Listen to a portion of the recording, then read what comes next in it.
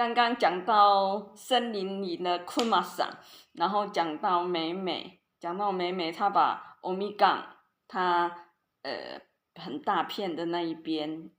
留给我吃了。那我今天我很喜欢她，一个很优雅的女人，跟我同年纪，然后我也喜欢妈妈，那妈妈现在的东西就由我接收，那幸好这一件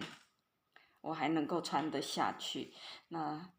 我如果再胖下去就没办法了 ，OK， 好，那我们来谈库玛桑。我刚刚又讲到说我去摘樱桃在土耳其嘛，那我们每一个人都一个塑胶袋，可以摘1个小时，摘多少就算你多少，然后我就摘啊，就别人摘的比我更多，然后我就是开心嘛，就一面摘一面做。